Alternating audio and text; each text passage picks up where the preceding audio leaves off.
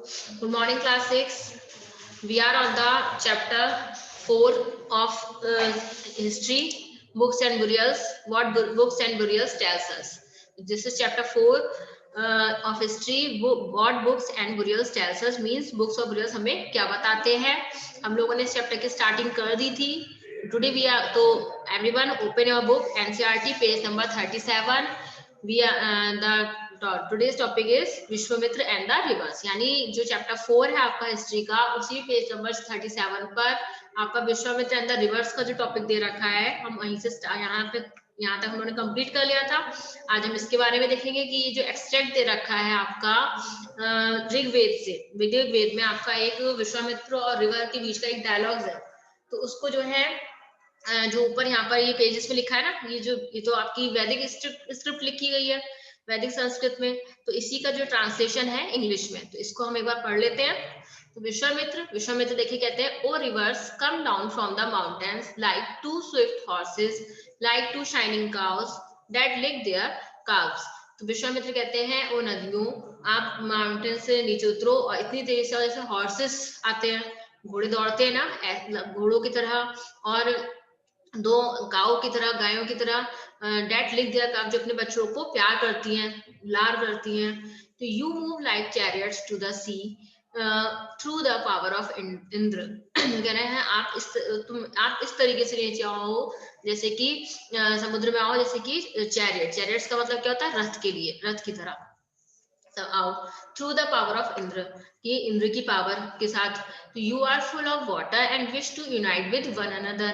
तुम पानी से भरी हुई हो और हर किसी की इच्छा पूरी करती हो और आपस में मतलब आपके अंदर एकता है.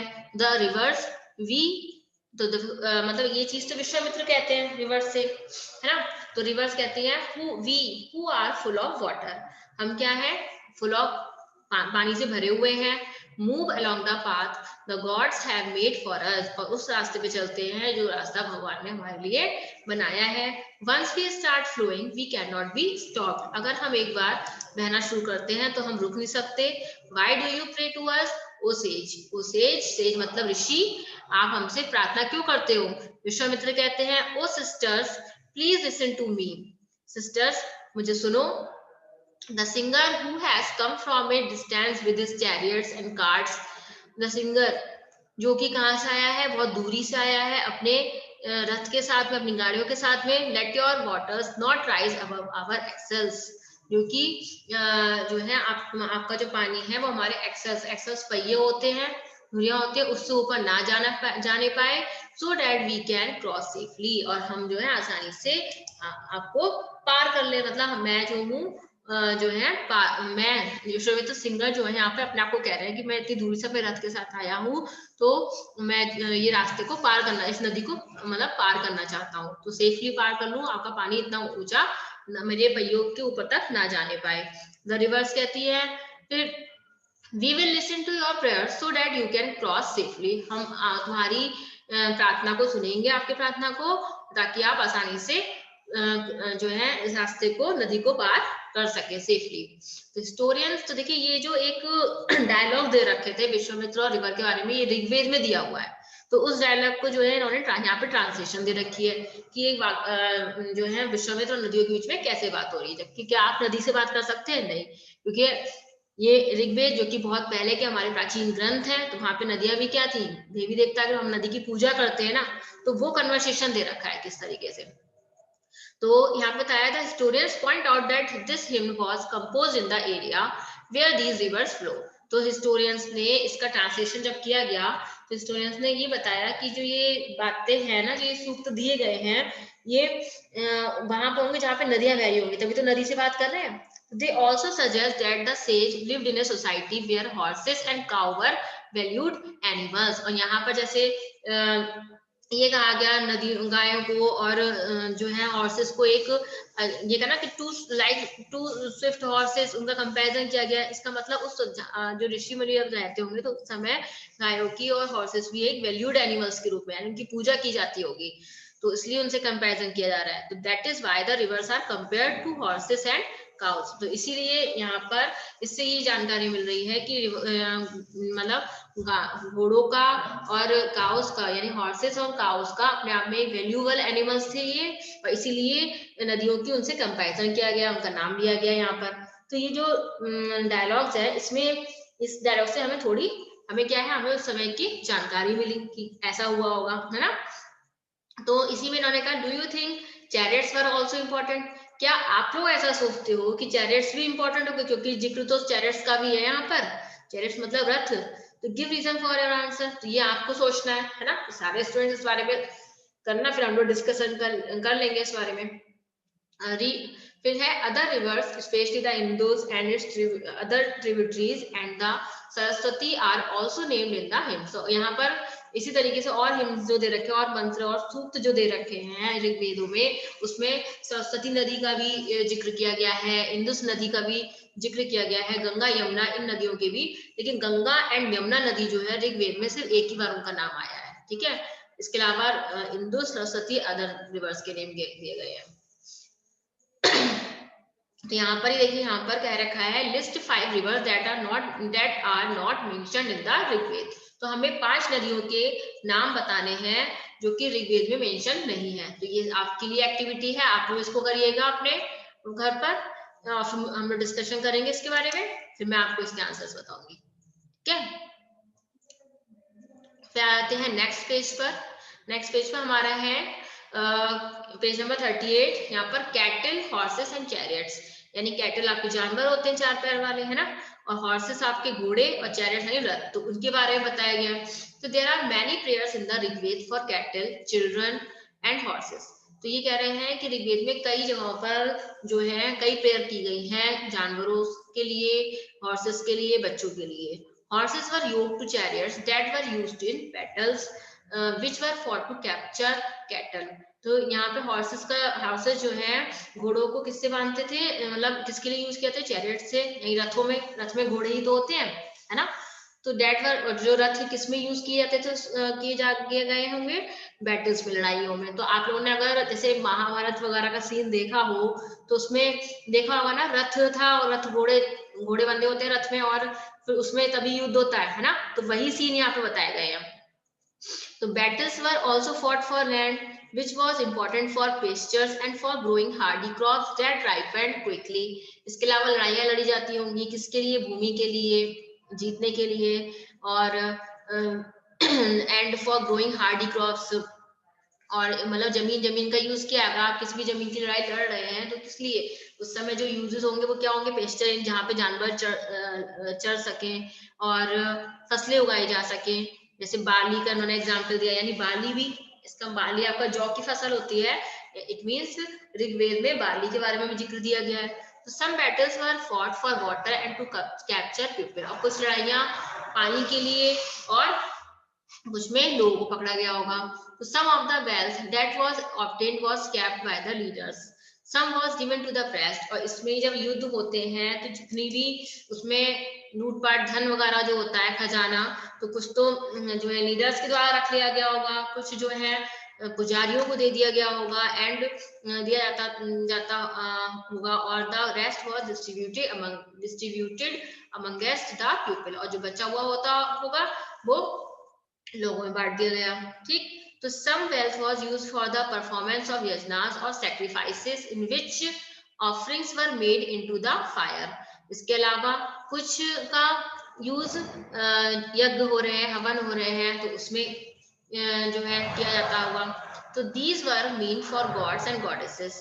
Offerings could include ghee. अब इसी में ही इन्होंने बताया कि जो यज्ञ पूजा वगैरह जो होते हैं तो वो किसमें होते थे, किसके होते होंगे, देवी देवताओं के, है ना। और ऑफरिंग्स में जैसे हम क्या करते हैं, जब हम पूजा करते हैं तो आज भी हम घी है, अनाज है, ये सब चीजें चढ़ाते हैं, फल चढ़ाते हैं, मिठाई चढ़ाते हैं। तो ऐसे ही उस समय भी घी, ग्रेन और अदर में एनिमल्स की बलि भी दी जाती होगी। तो most man took part in these wars, there was no regular army, कोई रेगुलर आर्मी नहीं थी, but there were assemblies, there people met and discuss matters of war and peace. इसके अलावा मतलब रेगुलर आर्मीज तो नहीं थी, लेकिन क्या था कि असेंबलीज यानी गैदरिंग होती थी लोगों की, मीटिंग्स होती थी, लोग मिलते थे और आपस में आगे क्या करना है मैटर डिस्कशन चलता था और किस तरीके से शांति लानी है, कैसे युद्ध करना है, ये सब। तो they also choose leaders, leaders भी चुनते थे। दे who were often brave and skillful warrior, as leader जो हमेशा से, लीडर कौन होता है जो कि आपका ब्रेव हो, स्किलफुल हो, है ना। तो ऐसे उस समय भी योद्धा वही होगा, किसी मतलब किसी भी युद्ध का लीडर वही होगा जो कि एक योद्धा हो, है ना। तो ये आपके जो है ऋग्वेद में, ऋग्वेदिक काल में कैटल हॉर्स और चैरियट्स के बारे में बताया गया यहाँ पर।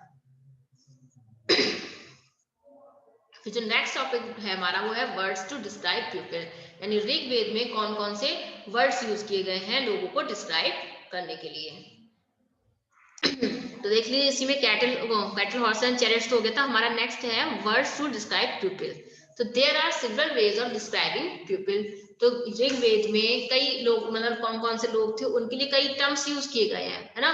तो इन terms of the work they do, तो जैसा ही वो काम करते थे, द लैंग्वेज दे स्पीक, जो भाषा बोलते थे, the place they belong to, जिस प्लेस से वो बिलोंग करते थे, their family, their communities and cultural practices, है ना।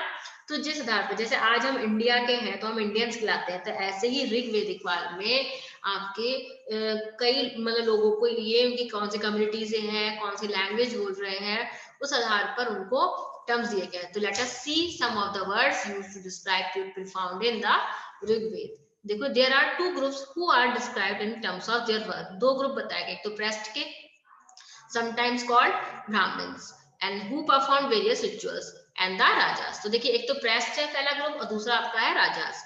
प्रेस्ट आप पुजारी को बोलते हैं, यहाँ पर प्रेस्ट पुजारी ब्राह्मण जो कि पूजा पाठ के काम करते हैं, है ना, उनको हम पुजारी कहते हैं। तो आज भी हम लोग पुजारी उसी को ही बोलते हैं। और दूसरा टर्म है राजास। राजास कौन थे? These rajas were not like the ones you will be learning about later. हम लोग अगर राजा की बात करते हैं तो हम क्या सोचेंगे, राजा कौन होता है? जिसको, जो किसी राज्य, जिसके अंडर में पूरी एक राज्य होता है और उसके पास में सारे ऐशो आराम होते हैं, उसकी जमीन भी होती है, उसके खजाने भी होते हैं और नौकर चाकर लगे होते हैं ना। तो लेकिन यहाँ पर राजाज वो नहीं थे। They did not have capital cities, उनकी ना तो कोई कैपिटल सिटीज थी, ना महल था, ना आर्मी थी, नॉर दे कलेक्ट टैक्सेस, ना ही वो टैक्सेस कलेक्ट करते थे। तो यहाँ पे राजाज वैसे नहीं है। जिन राजाज का अगर हम राजा टर्म यूज करते तो हम जनरली यही सोचेंगे कि महल, राजा तो महल में रहता है, लेकिन नहीं, यहाँ पे राजाज नहीं थे। Generally sons did not automatically succeed father as rajas, और ना ही यहाँ पर ऐसा होता था कि जो राजा है तो राजा का बेटा नेक्स्ट राजा होगा, ऐसा भी नहीं था। तो देख लेते हैं क्या था। तो two words were used to describe the people और the community as a whole. तो यहाँ पर जो वर्ड्स यूज किए गए लोगों को करने के लिए, है ना, तो वो हमारे आ जाएगा हमारे। तो वन वर्ड तो हमारा है जन। एक तो था जन which we still use in Hindi and other languages. जन का मतलब अगर हम आज देखें तो जन हम किसी पर्सन को बोलेंगे या ग्रुप ऑफ पीपल, है ना। तो यहाँ पर भी दो वर्ड हमारे जो डिस्क्राइब किया, एक तो जन जो कि एक कम्युनिटी, पूरे समुदाय के लिए यूज किया जाता है, ठीक है, and other, the other word was wish. दूसरा वर्ड है हमारा wish. The word Vysya comes from wish. तो वैश्य, विश से ही वैश्य बना है, यानी दो वर्ड कम्युनिटी के लिए यूज किए जा रहे हैं, एक तो जन और एक विश। सेवरल विश और जन आर मेंशन्ड बाय नेम।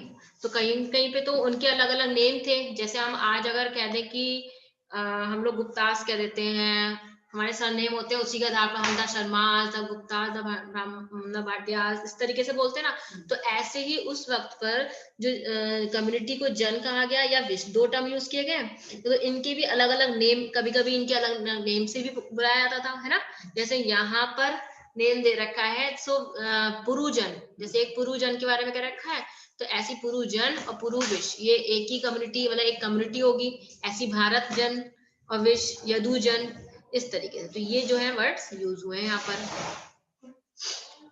तो इसी में आपका है do any of these names sound familiar. अब ये कह रहे हैं क्या इनकी साउंड फैमिलियर, मतलब एक जैसी है।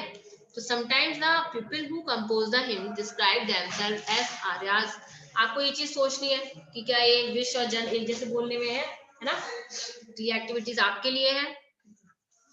तो यहीं पर ही आपका है sometimes the people who compose the hymn describe themselves as Aryas and call their opponent Dasa और दास्यूज। तो कभी और कहीं कहीं पर ऋग्वेद में जो लोग जिन्होंने मंत्रों को उच्चारण करते हैं उन्होंने अपने लिए कौन से वर्ड यूज करे हैं? आर्य, अपने आप को आर्य कहा है, और जो उनकी विरोधी है उनको दास और दासी कहा गया है। ठीक है, तो these were people who did not perform sacrifices, यानी दास और दासी दो तरीके के लोग। एक तो आर्य वर्ड यूज हुआ है जो कि आपके मंत्रों का उच्चारण करते हैं या मंत्र लिख रहे हैं, जो लिखने का काम कर रहे हैं। ठीक है, तो वो आपके आर्य, उन्होंने अपने आप को आर्य कहा। दूसरा आपके दास जो कि कोई भी रिलीजियस वर्क नहीं करते थे, and probably spoke different languages, और शायद उनकी भाषा भी अलग होगी। तो later the term dasa, the feminine dasi, दास और दासी से अगर आज हम देखें, अगर आपके लिए मैं कहूँ कि ये दास है तो आप क्या समझोगे? नौकरी तो समझोगे उससे, है ना? लेकिन केम टू मीन स्लेव, बाद में दास मतलब जब ऋग्वेद टाइम पर ये वर्ड किसके लिए यूज किया गया था? जो कि वो काम मतलब कोई पूजा पाठ काम नहीं करते थे। लेकिन धीरे धीरे आज हम दास से वर्ड लगाते हैं स्लेव, यानी हमारे अपने गुलाम से, नौकर वगैरह से, है ना? Slaves were women and man who were often captured in war. और स्लेव धीरे धीरे क्या हुआ कि स्लेव्स और मतलब वुमेन, अगर कहीं पे कोई युद्ध हो रहा है तो कहते हैं ना गुलाम किसको ना ले? जिसको कोई राजा, अगर हम आगे जैसे हिस्ट्री बढ़ी उसमें कोई राजा किसी भी राज्य को जीत गया तो वो जो जीता हुआ राज्य होगा वो उसका गुलाम हो गया, है ना? तो उसमें वुमेन और मैन जो भी होंगे तो they were treated as the property of their owners, तो प्रॉपर्टी के रूप में ट्रीट किए जाते थे। Who could make them do whatever work they wanted, तो जो भी, अब जो जिसने जीत लिया, जिसके हम गुलाम बन गए, तो जो भी वो काम करेगा हमें वो करना पड़ेगा। तो इस तरीके से होता था। तो while the Rigved was being composed in the northwest of the subcontinent, there were other developments elsewhere. तो ये तो ऋग्वेद के बारे में हो गया कि ये तो हमारे नॉर्थ वेस्ट रीजन में, इसके अलावा भी उस समय अदर जगहों पर भी और भी बहुत कुछ हो रहा होगा, है ना? ओके क्लास, तो फिर आज हम जो है यहीं तक अपना कंप्लीट रखते हैं चैप्टर, है ना? बाकी के चैप्टर अपने नेक्स्ट क्लास में करेंगे। तो आप लोग इसका एक बार खुद से रीडिंग, सेल्फ रीडिंग कीजिएगा, और कहीं पे कोई डाउट हो तो then you can clear in our next class. Thank you for today.